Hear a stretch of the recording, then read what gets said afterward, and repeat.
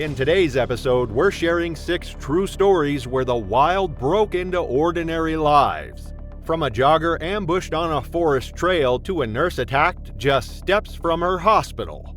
But first, we begin in North Carolina, where an elderly woman brought apples into her yard and never came back. It was April 15, 2015, when Eleanor Whitgrove, 84 years old, woke up in her cabin on the edge of Pisgah National Forest, unaware that it would be the last time she would watch the morning mist curl over the Blue Ridge Mountains. For nearly 40 years, this small patch of land had been her world, a quiet place where the comforts of home met the unpredictable wild. Eleanor had built a life here after her husband's passing nearly 4 decades earlier, choosing the silence of the forest over the noise and pace of the city. She had once been a schoolteacher, structured, empathetic, and meticulous. After retirement and widowhood converged, the days stretched long. With no children nearby and few close neighbors, the isolation deepened. But the animals gave her a rhythm. It started with birds, placing seed trays on the railing, watching chickadees and mourning doves pick through the mix. Then came the squirrels, which she began tossing nuts to, and the deer who quickly learned to wander close when the scent of sliced apples drifted across the yard. Eventually, she began preparing dedicated food scraps each morning: oatmeal with honey, vegetable peels, old bread, fruit cores, always arranged in a shallow metal bowl placed on a stone slab near the tree line. It gave her purpose, something to wake up for, something to look after. She told neighbors the animals were her company. She gave names to some of the regulars, 2 raccoons she called the twins, a lame doe she recognized by her halting step.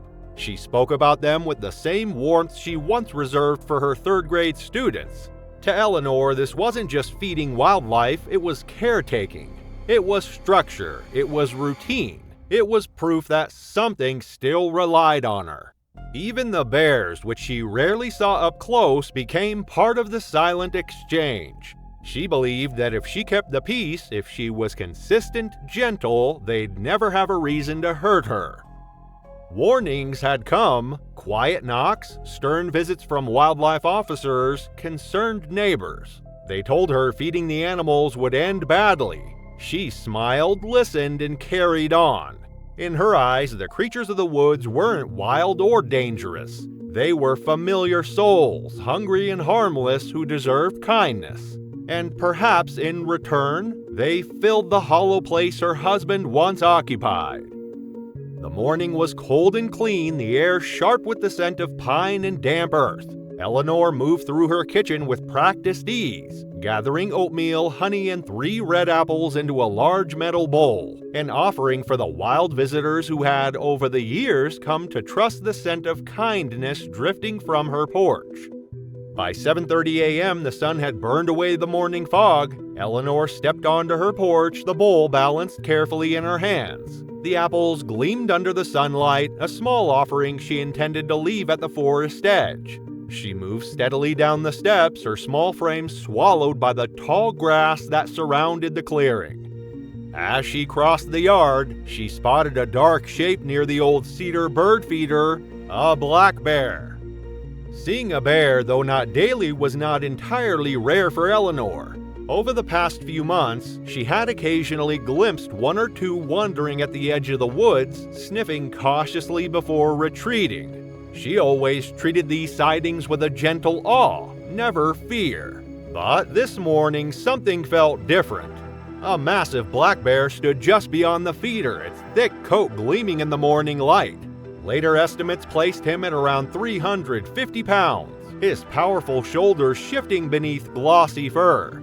Eleanor's heart lifted, not in fear but with a kind of tender excitement. She recognized him from previous sightings near her property, and in her mind he was simply a hungry visitor deserving of kindness.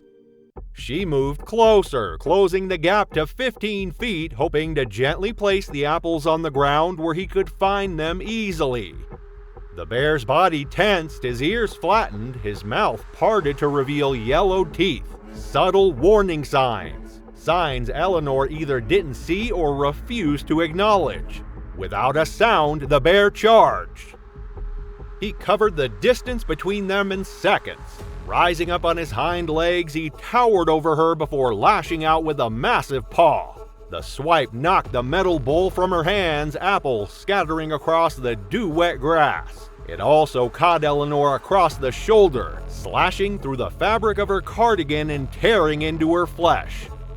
She crumpled to the ground, stunned, the air knocked from her lungs. Before she could cry out, the bear's jaws clamped onto her neck and shoulder. Arteries ruptured under the crushing force. In one brutal motion, the bear dragged her a few feet toward the tree line, leaving a dark trail across the trampled grass. Across the road, Tom Harkins, a retired postal worker and longtime neighbor, was checking his mailbox when he heard a broken, desperate scream. Alarmed, he sprinted toward Eleanor's property, waving his arms and shouting to scare off whatever was there. The bear, startled by the sudden noise and movement, released Eleanor and disappeared into the dense woods, vanishing between the trees. But it was already too late. Eleanor lay motionless in the grass, her cardigan torn, the apples she had gathered just hours earlier now scattered around her like fallen offerings. The entire encounter had lasted less than 2 minutes. In the days that followed, wildlife officials set traps and installed trail cameras. The same black bear was captured on footage raiding bird feeders, unsecured trash bins, and even porches across nearby properties. Having lost his fear of humans, he was deemed a threat and euthanized. No charges were filed, no one was blamed. But the tragedy prompted a renewed push for public education around wildlife habituation, particularly among retirees living at the edge of the forest. And in the quiet that followed, as neighbors mourned and rangers tried to reset the fragile balance between man and nature, another mourning was beginning hundreds of miles away. A young woman laced her running shoes and stepped into a misty forest trail, completely unaware that something was already stalking the edges of her path. It was September 12, 2008 when Ashley Rowan laced up her blue running shoes in the dim light of her Bellevue, Washington apartment, unaware it would be the last quiet morning she would ever know. At 27, Ashley had built a careful, hopeful life in a city still wrapped in mist and promise. A graphic designer by trade, she had left behind the noise of Phoenix for a remote job with a tech startup in the dream of living closer to the towering evergreens and cool open trails of the Pacific Northwest. The move had been her reset, an attempt to trade desert heat and endless highways for mountain air and solitude. Running quickly became her ritual, a way to manage stress, soothe the quiet ache of loneliness, and recenter after long days staring into glowing screens. Her preferred routes were the wooded ones, winding trails where she rarely saw another soul before sunrise. The stillness didn't unsettle her, if anything, it reassured her. She liked the feeling of being alone and in control, with only the rhythm of her breath and the thump of her shoes to anchor her. The morning air clung heavy with fog, visibility shrinking to about 30 feet. Fine mist settled in Ashley's auburn hair as she stretched outside her apartment, the yellow flash of her running jacket a bold stroke against the graying landscape. She tapped through her phone to cue up her usual playlist, smiling faintly at the familiar songs. As music filled her headphones, she stepped into the chill, pulled her sleeves tighter, and set off.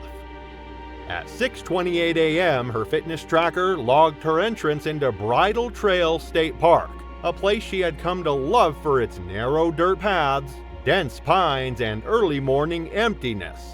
The mist twisted itself between trees like a living thing. The only sounds were her footsteps against the damp soil and the muffled beat in her ears.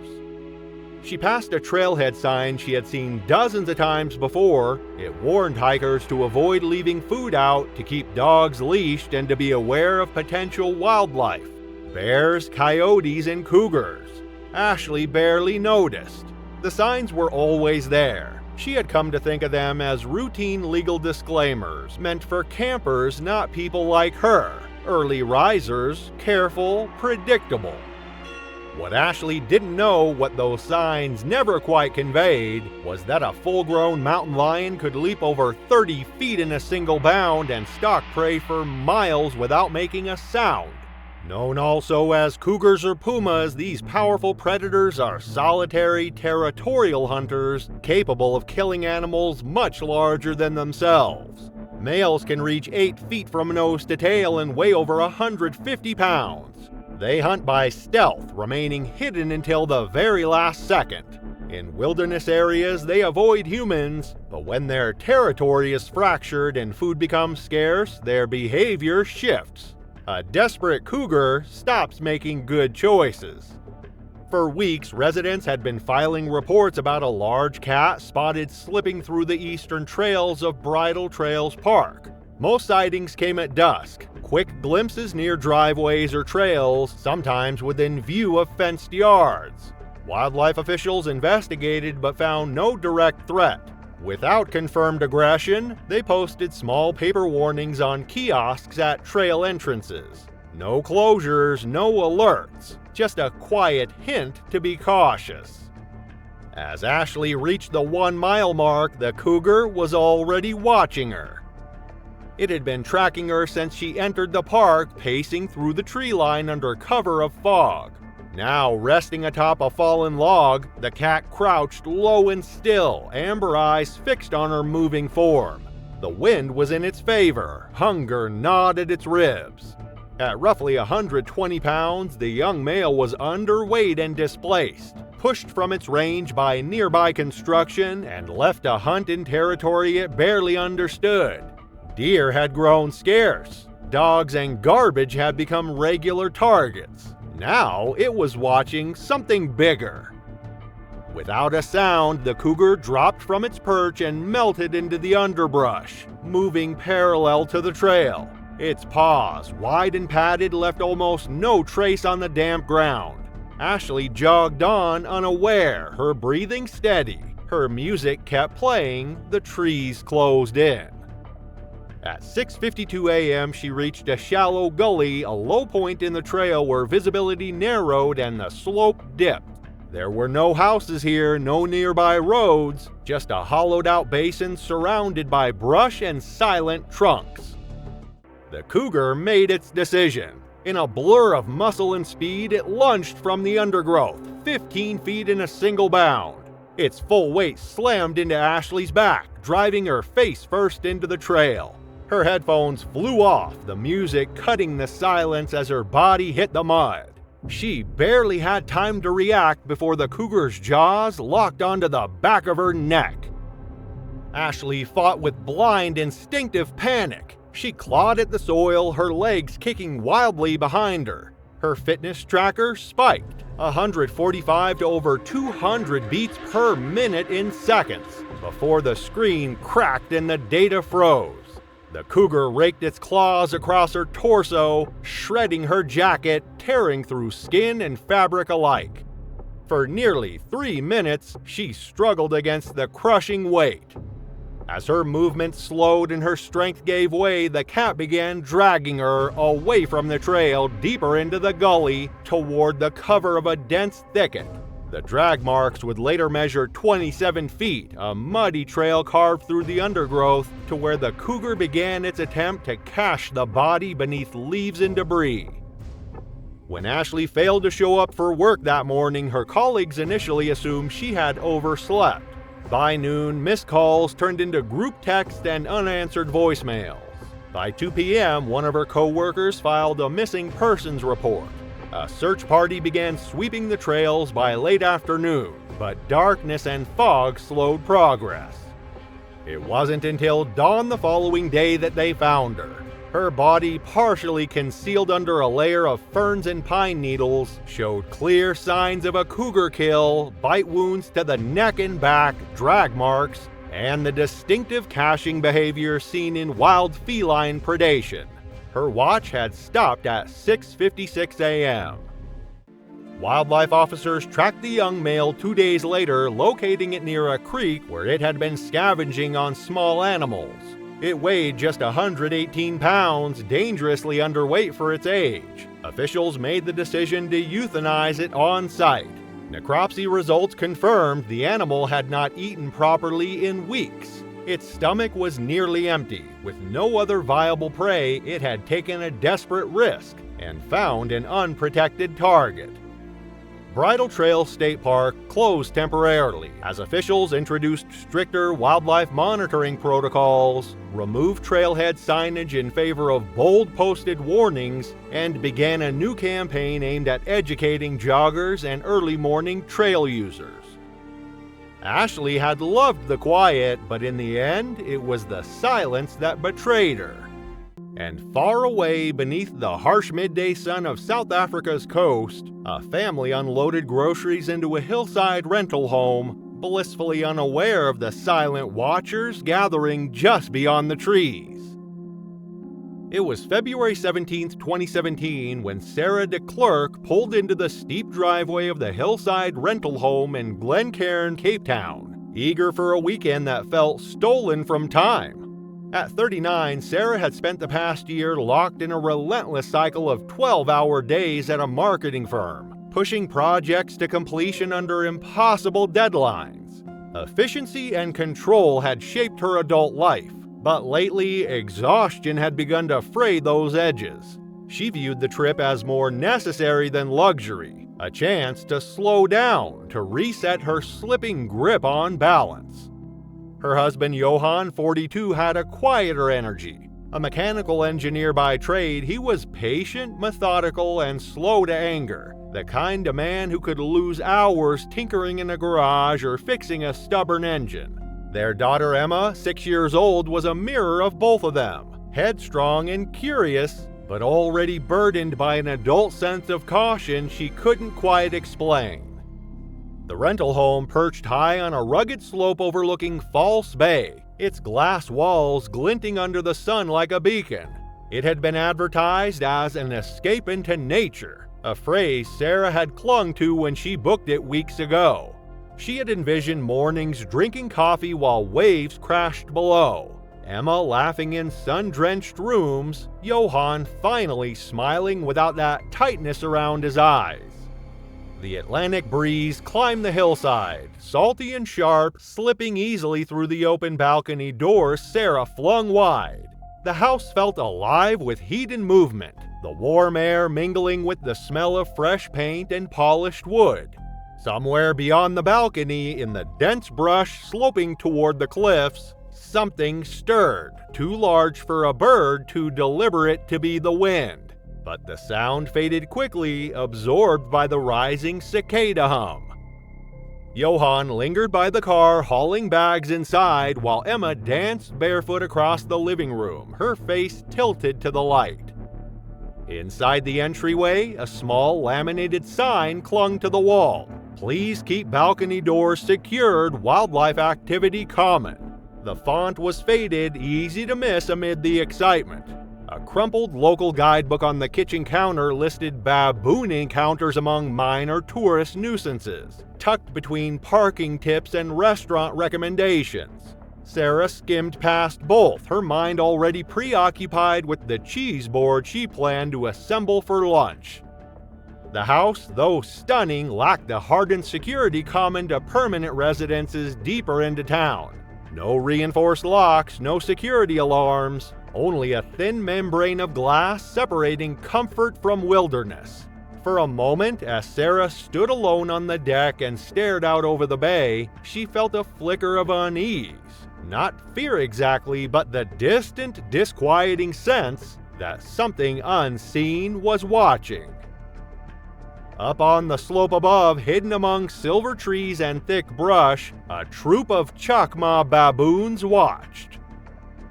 Chacma baboons are the largest of their kind, with adult males reaching 90 pounds and capable of aggressive, highly opportunistic behavior. Native to southern Africa, they had adapted well to the spread of human settlements, learning over generations to raid homes, open windows, and snatch food from unsuspecting tourists.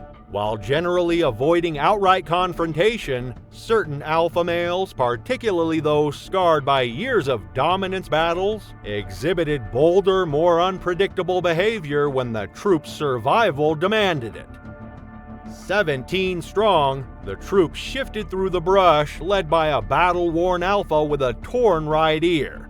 Their paths through neighborhoods had been carved over years, trails marked not by scent but by silent opportunity. An open window here, an unsecured balcony there. The scent of fruit and fresh bread spilling lazily into the afternoon air caught their attention. As late afternoon deepened, Sarah worked in the kitchen arranging crackers, cheeses, and bowls of sliced apples. Johann, exhausted from the long drive and a week of backlogged projects, stretched out upstairs on the cool bedspread, his mind drifting into half-sleep. Emma built a castle from sofa pillows and dolls, her small hands steady, her forehead creased with focus.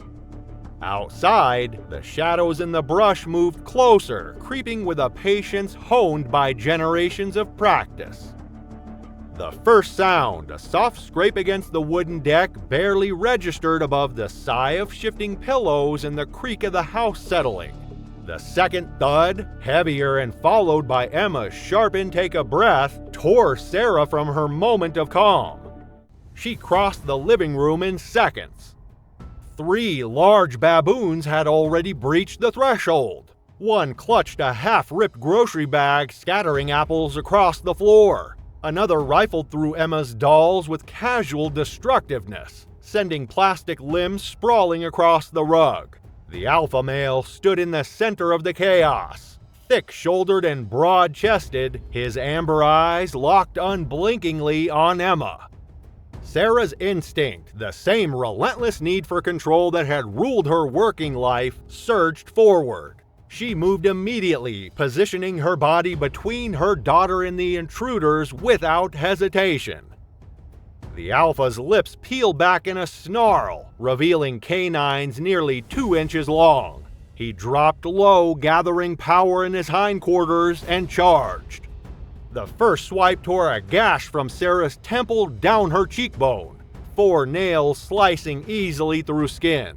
She staggered, momentarily stunned, but kept her ground. The second attack came faster, the alpha's jaws locking onto the side of her neck with brutal precision, the puncture tearing deep into the arteries beneath. Sarah crumpled onto the hardwood floor, her body folding instinctively around Emma as blood surged outward in dark rivers. Upstairs, Johann jolted awake, confusion giving way to a lurching panic at the sounds below.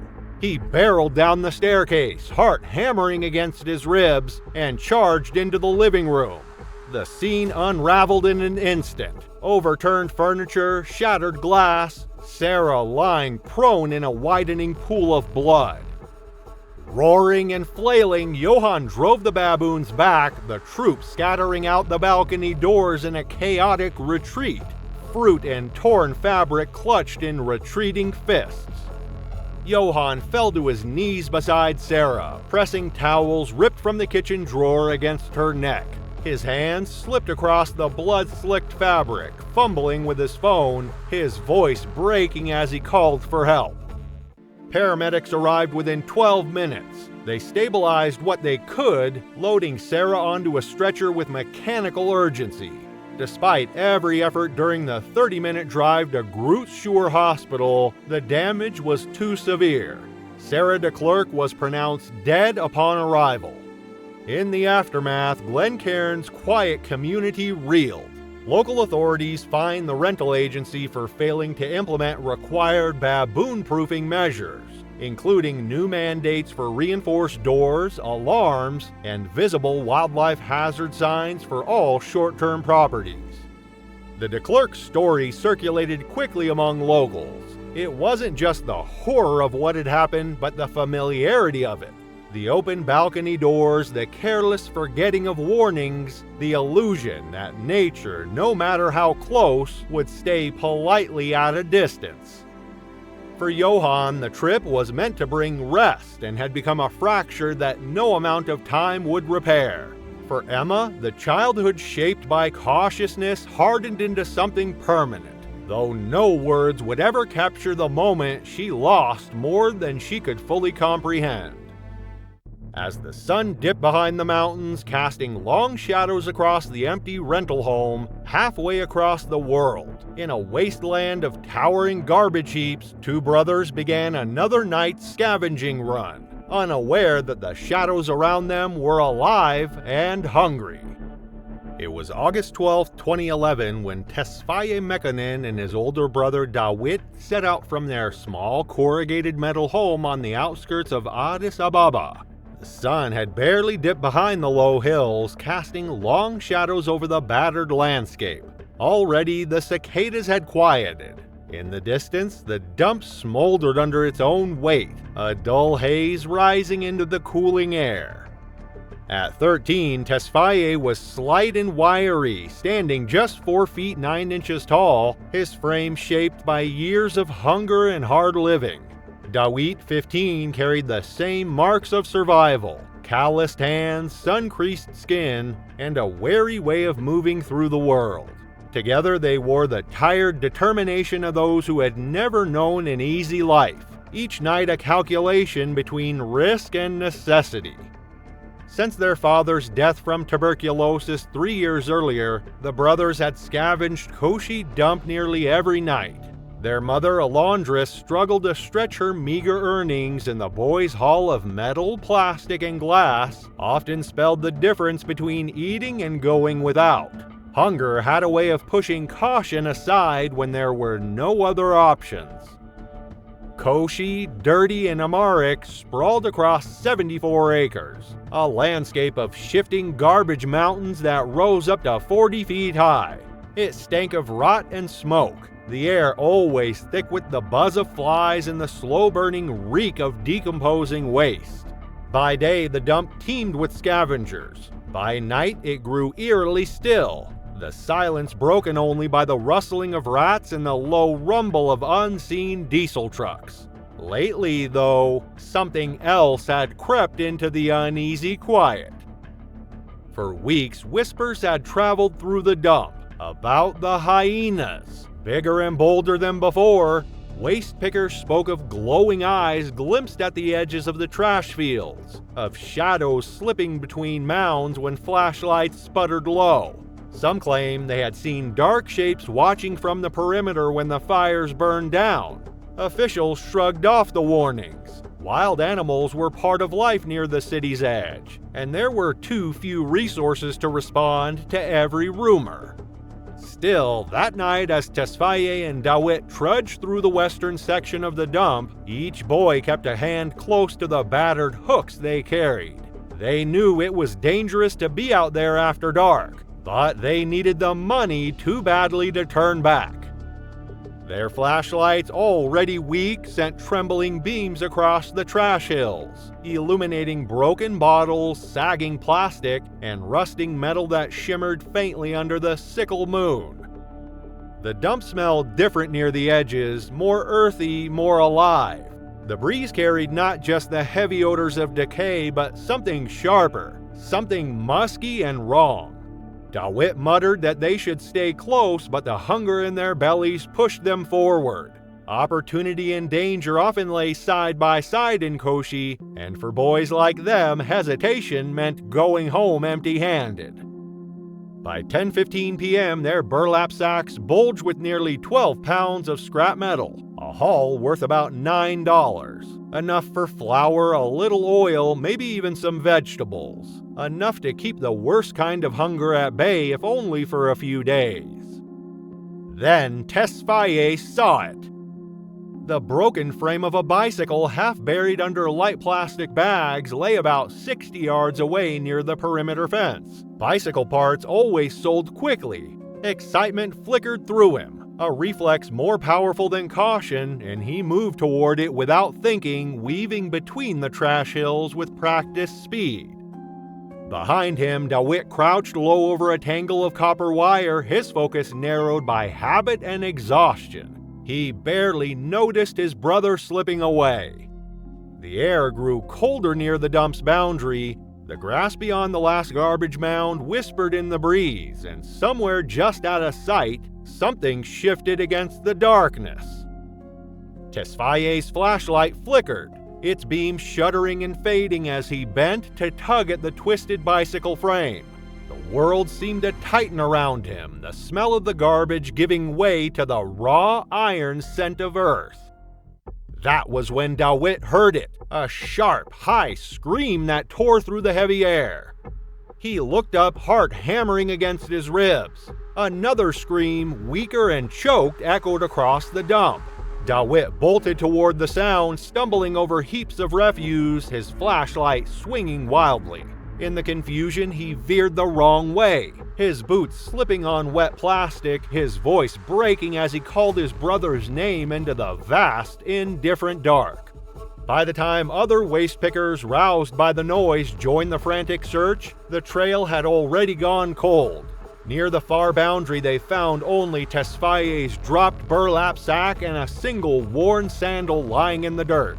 No blood, no clear tracks. Just the sick certainty heavy in their chests that something powerful and patient had taken him.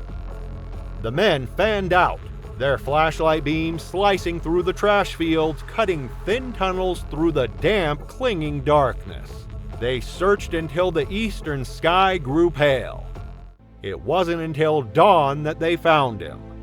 Tesfayé's remains lay partially buried beneath a mound of garbage, hidden in a shallow depression between two trash hills about 100 yards from where he had been last seen.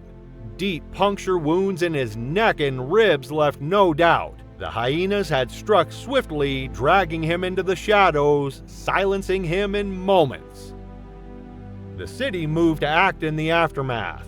Traps were set, hunters were hired, officials spoke of safety measures and wildlife control, but the promises came too late.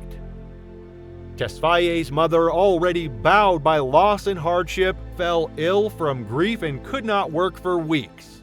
DeWitt, burdened by the guilt that never loosened its grip, abandoned scavenging entirely. The place where the brothers had once found scraps of survival had become a graveyard. And for DeWitt, every night sky seemed to echo with the faint, terrible sound of a scream that never should have gone unanswered. As the sun climbed over Koshi's battered fields, burning away the last traces of night, another day began on a different continent. In a dusty market, a craftsman polished his carvings, setting them neatly on a sun-warmed table, unaware that far beyond the safety of his town, something older, larger, and far more dangerous was already moving toward the edges of the light. It was October 15, 2010, when Elias Banda rose before the first light touched the streets of Livingston. At 52, he had spent most of his life working with wood. Years of carving had left his fingers thick with calluses and lined with cuts that never fully healed. A quiet and disciplined man, Elias worked without waste or rush. He approached each day the same way he approached each piece of timber, with patience and precision. He spoke little, but when he did, it was to explain a process or recite a story from long ago. His son Muteli, 17, had inherited his father's mannerisms. He was observant, soft-spoken, and methodical, rarely acting without prompting.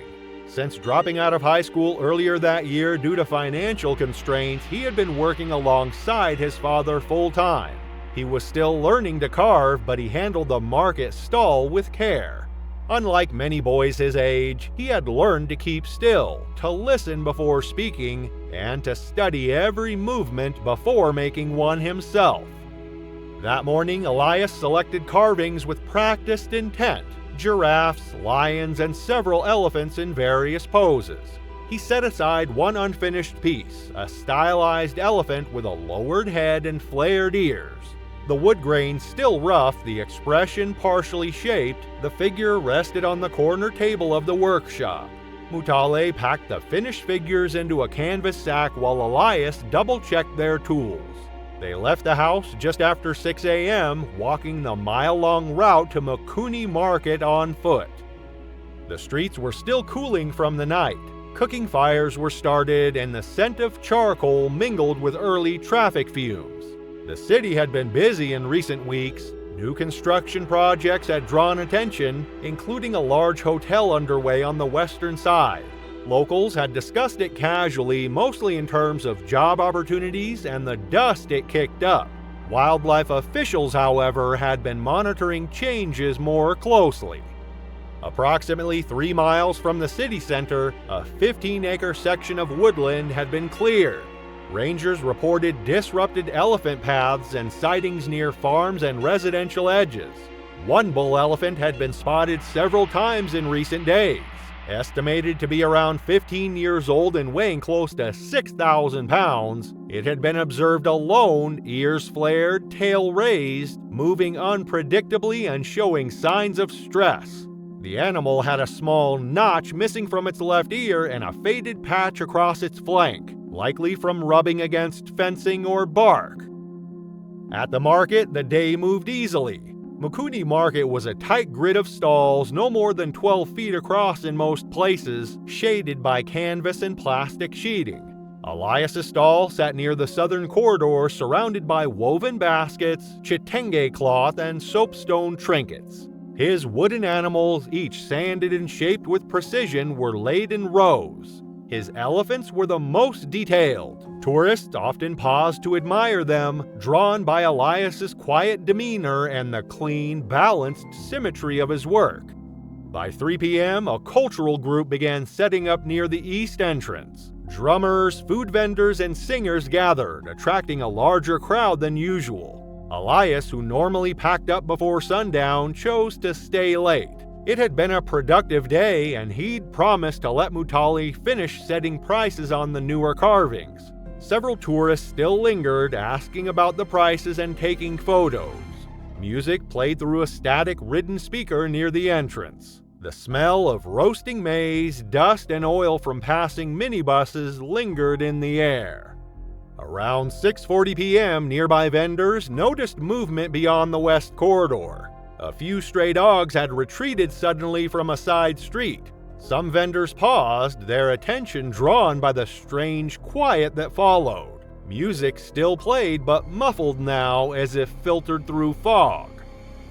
A low, rhythmic sound grew louder, not the steady beat of drums, but something heavier, each impact like a hammer on dry earth. A shopkeeper near the northwest fence stepped into the path between stalls and froze. He turned sharply, shouted something, and vanished into the crowd. At approximately 6:45 p.m., the elephant emerged from a narrow access road behind a row of closed kiosks. Witnesses described its ears spread wide, tail lifted, trunk raised and swinging.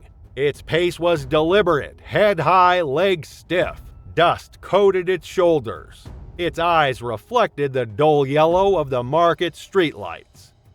The elephant stood at the market's outer boundary for a few seconds, nostrils flaring. Then it stepped forward, slow at first, then accelerating down the corridor. What followed was a chain of reactions compressed into seconds. Vendors dropped boxes, tables overturned. A plastic bucket clattered across the cement. Screams pierced the air, some too late. The market's narrow geometry turned confusion into entrapment. Some tried to duck under stalls, others ran into each other or slipped on tarps and dropped merchandise. Elias was at the far end of the corridor behind his table. He had just handed off a giraffe carving to a tourist and turned to reach for twine when the screaming reached him. He looked up and saw the elephant less than 30 feet away, advancing through smoke and shadows. The market around him fractured, stalls collapsing, fabric tearing, people running. But his exit was blocked on 3 sides. He moved to the left toward a support beam and stack of crates. The elephant reached him in moments. A front leg struck Elias in the chest, driving him backward into the stone divider behind his stall. The impact broke part of the table frame. Several wooden figures scattered beneath him. One tusk scraped the edge of the canopy post before the animal continued forward, turning sharply at the next junction. The chaos ended as quickly as it had began. The elephant moved through the north corridor and disappeared into the dark. It was last seen crossing into the d'Amboise outskirts, approximately 1.2 miles away. No other serious injuries were reported. Moutale and several nearby vendors reached Elias immediately. His injuries were critical. A private vehicle transported him to Livingston General Hospital. According to hospital records, Elias Banda was pronounced dead on arrival. In the days following the incident, Zambia's Department of National Parks and Wildlife tracked the elephant using recent sighting data and spoor. The animal was found and safely relocated 150 miles north to a remote section of Kafue National Park. Municipal authorities and conservation partners initiated a review of building permits and land use planning along known wildlife corridors. Emergency response measures were expanded to include mobile ranger patrols, increased night lighting, and temporary barriers along key wildlife paths.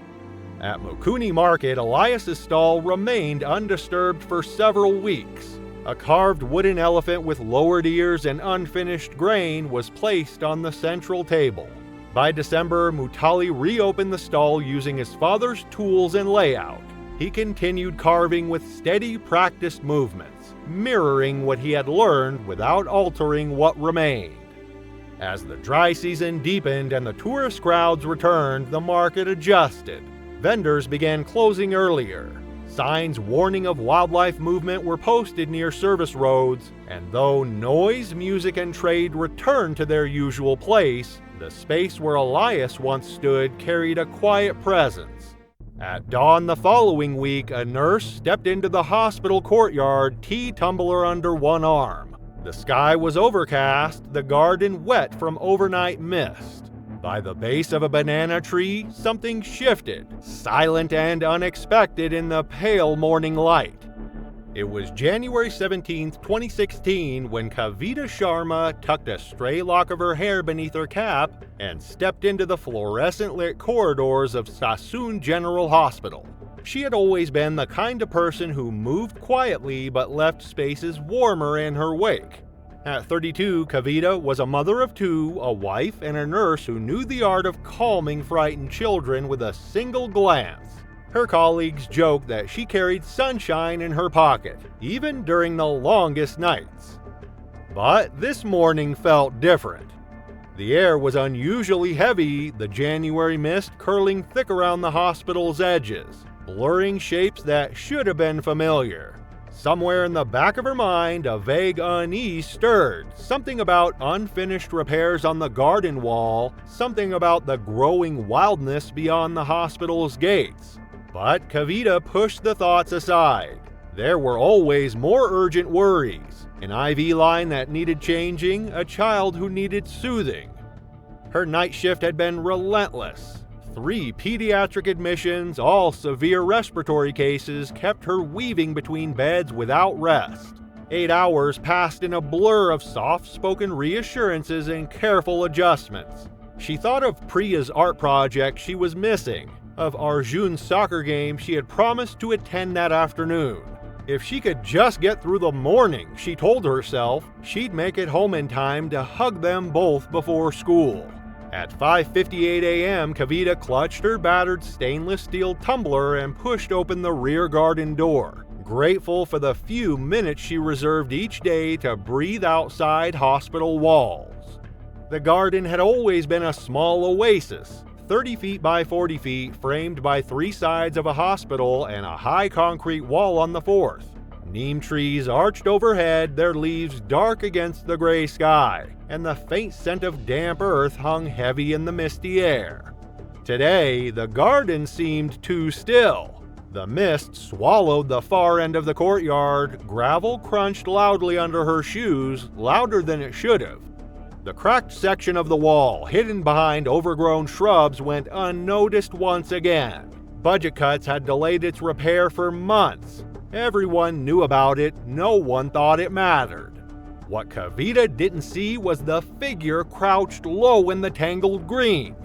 A young male leopard, about 4 years old and weighing 130 pounds, had slipped through the broken section hours earlier, seeking escape from the sprawling chaos of construction and broken wildlands that had once been his home. Now trapped within concrete and fear, the animal hid, every muscle coiled tight. Kavita made her way toward her usual bench beneath the neem tree, her thoughts already drifting to the breakfast she would share with her children. She never saw the movement until it was too late. From just 12 feet away, the leopard exploded from the shadows. In a flash of golden fur and raw muscle, it closed the distance. Her tea tumbler clattered onto the gravel as jaws clamped down around her neck with brutal force. There was no time to cry out. The puncture was devastating, 2-inch canines severing arteries with a precision honed by instinct. Kavita collapsed instantly, her lifeblood soaking into the earth where the first sunlight should have touched. 2 hospital orderlies stepping into the courtyard for their own break heard the crash. Shouts rang out. Grabbing maintenance poles from nearby, they charged with desperate courage. Startled by the sudden noise, the leopard released its hold and disappeared over the broken wall, melting into the mist. Inside the hospital, Kavita's colleagues fought fiercely to save her. She was rushed to the trauma center, just 100 yards from the garden she had crossed so many times before. But the blood loss was too great. At 6:27 a.m., Kavita Sharma was pronounced dead. The grief struck like a wave. Wildlife officials captured and tranquilized the leopard 2 days later, finding it roaming disoriented along a half-finished construction site. Public outrage boiled over. How had the wall been left unrepaired? How had warnings gone unanswered? In the aftermath, Pune's municipal leaders passed new ordinances requiring wildlife corridor protections, mandatory maintenance checks, and emergency funding for perimeter security in urban hospitals. But for those who knew Kavita, the regulations arrived too late. Her absence left a hollow space not just in the pediatric ward she had graced, but in the small kitchen where Priya and Arjun waited each morning for a mother who would never walk through the door again. Thanks for watching. If you thought these encounters were terrifying, just wait. The next episode dives even deeper. Click the end screen, you won't believe what happens next.